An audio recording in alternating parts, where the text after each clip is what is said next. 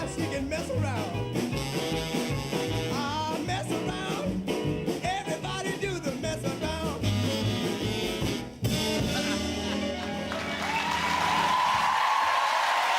An incredible performance. He's giving another one right now in the new movie from Quentin Tarantino. He's here to tell us all about it. Mr. Jamie Foxx, ladies and gentlemen.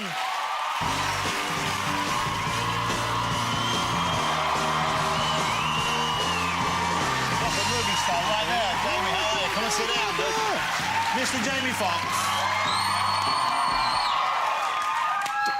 Well, it's great to have you back on the show. It's lovely to see you. Nice, man. Okay. Man, Ray Charles. You know what? You know, I was telling the guys in the back that the people in that clip, they actually played real.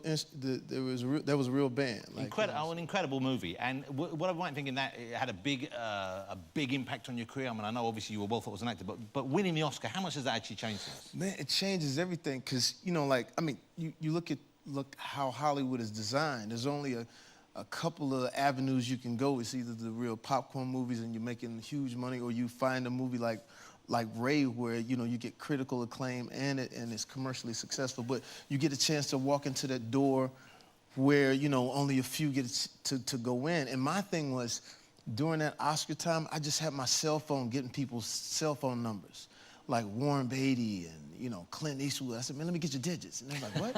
I said, I just want to have your number. You know what I'm saying? I was just doing goofy stuff. Like, yeah, just let me call you. Did you call Clint Eastwood? No. Okay. I did. Did you call Warren Beatty? Yeah, I did. Okay. And what did you say to Warren when you called him? He was cool. Warren Beatty, Halle Berry. I mean, just you know. Everybody. Hold on, Halle Berry. You see, I can understand why you'd want Halle Berry's number. Yeah, but it wasn't on no, you know. You weren't hitting on her. Just friends. I get the feeling that you enjoy, obviously you're respected as an actor, at the same time you're a movie star, and I get the feeling you fully enjoy that kind of side of life. Would I be right in thinking that you appreciate the benefits? The benefits, man. Getting in the clubs and, I mean, you know... Let me ask you this. Restaurants and I think I know the answer girls to this, but let me ask you this. Where did you spend New Year's Eve? Well, you know what? Oh, yeah, you're talking about like this past this is the benefits of being a superstar. Yeah, I got a friend, you know, he got some money. And he flew me, Leonardo DiCaprio, Jonah Hill, and some other cats, and we flew to Australia, right? And we did the countdown in Australia. G'day, mate, how are you, mate? Jamie, g'day, mate. So we did the countdown in Australia, then jumped back on a plane, and then did the countdown in Vegas. That's crazy. So he had... Yeah. That's how famous he is. He had 2 New Year's Eve. Yeah, that's how successful crazy. You are now.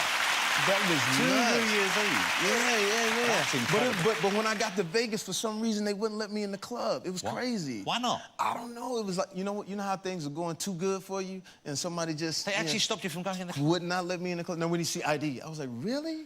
And people was like, oh, man, Ray Charles can't get in the club. It's crazy.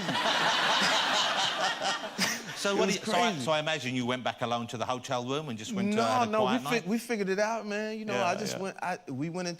I had my daughter with me. She was 18, so, you know, that was another thing to her. She was like, yo, you messing up my New Year's. So we actually had to, like... she went off on me in front of her friends. Like, you flying around with Leonardo DiCaprio and screwed up my New Year's. You better make it right. And it was like 11:45. So I was like, shit. And, like, all the security girls looked at me. I said, man, where can we go? And so we went to this one area. And the dude said, no, he said, well, I'll take you to the pool. We can watch the fireworks at the pool. So we run to the pool. No, Dad, it's all screwed up. I knew you were going to, you and your Hollywood friends, you messed it up. I'll see you in therapy, Dad. That type of thing, right? So now it's 11:50.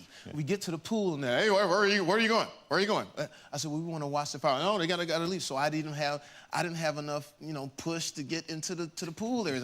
So they kicked Ray Charles out of the pool area. So then they said, the older security guard that was with us, just, hey, my wife works up at this club called Prestige, and they'll let you guys in. Wow. And it's 11:56. And she's going off. We're not gonna make it. We're not gonna make it. I knew it. You're gonna screw. So we get in the elevator, and it's packed, and then we finally get out, and it's like, they're literally going 15, 14. Wow. And they opened up an area for us, and we got there, and we watched the fireworks, and it was cool. Wow. So Dad pulled it off at the end. Yeah. Wow. Yeah. That would have been terrible if you hadn't managed that. Terrible, man. especially when your kids go at you. It's But here's the crazy because thing. you can't really cuss your kids out, you know? But she's don't take this the wrong way, but she's a very beautiful young woman. I don't take it the wrong way. She's 18 years old now, She's and very are you comfortable with that? I mean, presumably she's getting interest from young men now, I would have thought. Yeah, I mean, and that was the thing. She didn't really know, like when she was younger, she didn't know she was filling out and stuff, and because she didn't, you know, she's just, you know, a normal kid, and I could tell what was going on, Yeah, you know, yeah. You're because that. I know I'm me, you know. I mean, I remember like when I was like, you know, well, I still am. So I would try to protect her at all costs. I remember taking her to like a Lil Wayne concert, and I was just, you know, hiding her from everybody. Just, you know, no, go this way, hide your ass. No, go this way. And then they were smoking weed in the concert, and the weed is coming, and I'm like, don't breathe this, it's bad for you. Don't. So, some for dad, none for you. Yeah, That's exactly. it, So you do all you can, man, you know, cause you know, I mean, they're your light, man, and you know, they don't know, but she's just such a great girl, so, you know. Okay, so I'm excited you're in town, not just because it's lovely to have you on the show, but there's a new movie out. I'm a big fan of Quentin Tarantino. Yes. I'm very excited when he has a new film coming Yes. out. Was doubly excited when I knew it was going to be a Western, and very excited I knew he was working with you, but also it was Django, and I was aware that there were Django movies before, but this is very different to the Django movies from the 60s, isn't it? Yeah. Tell us about this Western, tell us about your version of Django. Well, Quentin Tarantino tackles something that's incredible. First of all, he's amazing in how he layers movies. Like when you see what he did with Inglourious Basterds, so he sort of changed history in a bit. And this, he does the same thing, only he does a spaghetti Western, but it's with the backdrop of slavery. And basically, Django was about a free slave. He becomes a freed slave, and he gets freed by Dr. King Schultz, who's played by Christoph Waltz, who's a fantastic actor. And once he gets freed, Christoph is a bounty hunter. So they go on this bounty hunting run, but he finds out that my wife has been taken from me, and he didn't. And at that time, you know, slaves were not allowed to have marriages. And he says, "Wow." After hearing my stories, he says, "Well, I want to help you find your wife." So we go from plantation to plantation on horses to try to find my wife. Now, what has happened though? My wife is on the plantation where Leonardo DiCaprio is the master. So it's like, when I tell women this, they don't really think that's all that bad. but it is bad. So yeah, so it's this crazy journey that Quentin Tarantino put together. Now here's what's crazy. I didn't know about the movie. I saw on the internet Will Smith, Quentin Tarantino, Django. I was like, damn. Because he wrote the part with Will Smith in mind, didn't he? Yeah, I was like, another project that I didn't hear about, right? And so I fired my management and switched up, and then the next thing you know, the part became open, and I got a chance to go in and basically audition for him. He said, "I need you to get your own horse." And I said, wow, I actually have my own horse. Because you're from Texas originally. Yeah, I'm from Texas, so, you know, so I was, you know, I came He's a in good like, old boy. You're a good old boy. So, Well, you know what? If you do that a bit longer, we can use that as a ringtone. Can you do that? So I mean, I have my own horse, and what was crazy, I said, well, can I, if he eventually gives me the part, and I said, well, can I ride my own horse? Because that way I could sort of learn the tricks, and for anybody that rides a horse, you know, they're like humans. They know who's on top, who's riding them, so.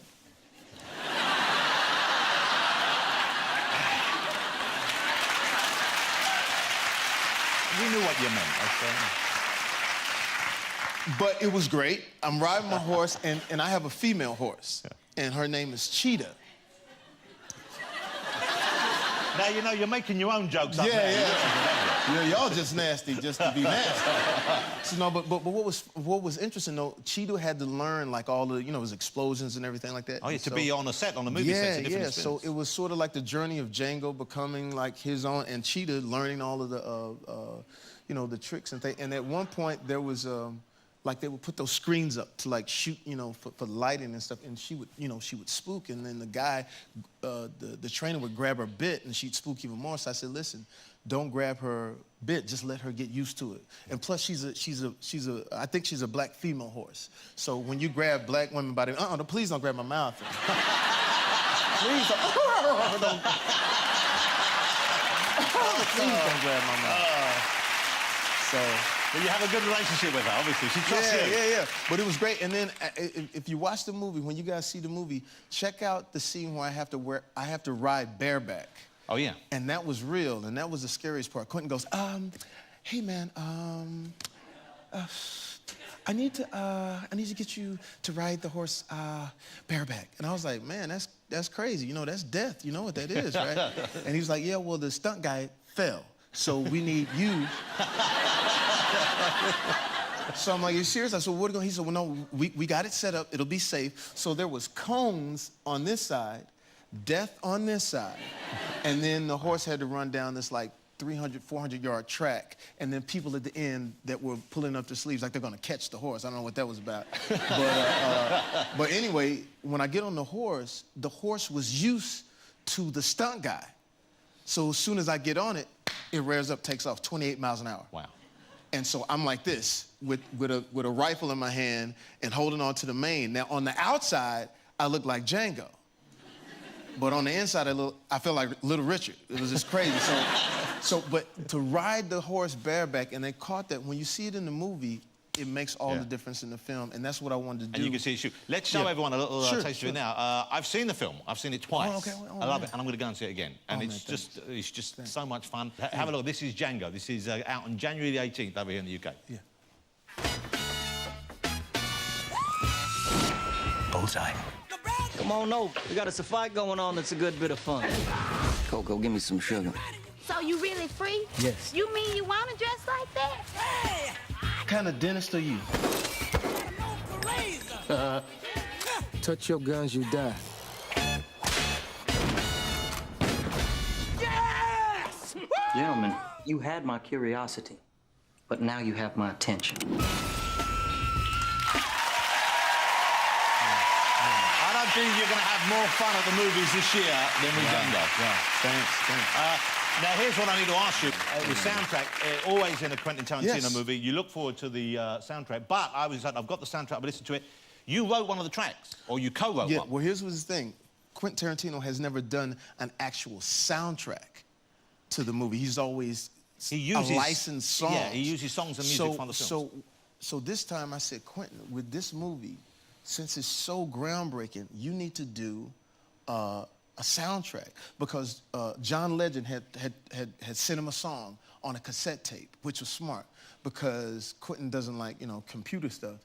And the song was, call the police, call the coroner. And I was like, man, that's dope. I said, now that's dope for like mainstream. Yeah. I said, but you need the hood, because you doing, this is like, Django is like the hood. And so Rick Ross, who's your brother, well, hang on. I know who Rick Ross is, and just in case you do think we're related, this should prove that we're probably not that close. If you have a look at Rick, I've got a piece. There's Rick. And obviously there are some similarities. He's a fine figure of a man, isn't he? Oh, man, look, Rick, Rick gets it, man. So I'm watching Rick and Quentin talk to each other, and I said, Rick, I got it. I said, I'm not a rapper, but I got a song idea for you for this movie, and it should be called 100 Black Coffins, right? Because it's a spaghetti western. And I'm gonna say it to you, and I told him, I said, I'm not a rapper, but here's what I think you should say. I need 100 black coffins for 100 bad men, 100 black graves so I can lay their ass in. I need 100 black preachers with a black sermon to tell from 100 black Bibles while we send them all to hell. I need 100 black coffins. Come on, that's pretty good, huh? You had that. Yeah. So I said, but here's what, we're not gonna do the track yet. Let's marinate. Let's let the movie finish, because this was like halfway through the movie. But after the movie was over, I'm at my home studio, and I did some checking. In the Westerns, when they whistle, that meant, be ready to draw, right? And you probably remember this. You remember the cowboys that were the singers, the tenors, the ha, those voices, ha, ha, ha, right? No, I must admit, I don't know what you're talking about. I'm more hood. Right. Well, anyway, I combined the two. I grabbed the microphone. I know, you mean like in the old... Yeah. Oh, from the spaghetti western Yeah, stuff. it's sort of like... So what I did, I combined it. So I grabbed the microphone and I did...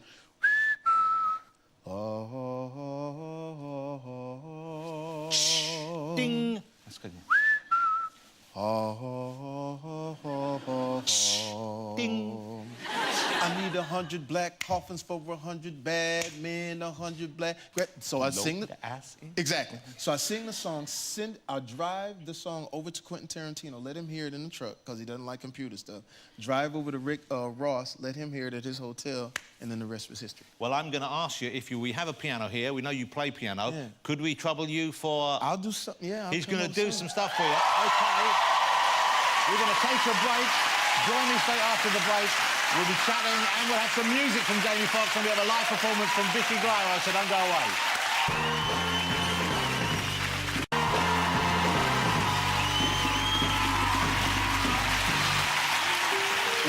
Welcome back, everyone. As you can see, we've moved over to the performance side of the studio. Jamie Foxx. Already, you know, one of the best-looking men we've had on the show, an Oscar winner, and he can play piano like this. It's absolutely sickening. Because ladies love me.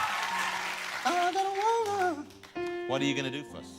My life is lights, camera, action, but I get no satisfaction, 'cause my old lady up and left about 2 weeks ago. Well, she up and just left me, damn near took all my money. But even though she disappeared, one thing she didn't know is I got a woman way over town that's good to me. And she gives me what I need. Well, it's like she had no feelings, and she wasn't even willing to admit to me that when we made love, that it didn't move her soul. Then quickly came the problems, and when we finally hit rock bottom, well, she thought I'd die right on the spot, but I smiled 'cause she didn't know. Said I got a woman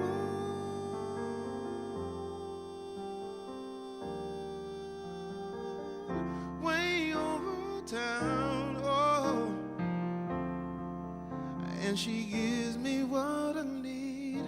I got a woman.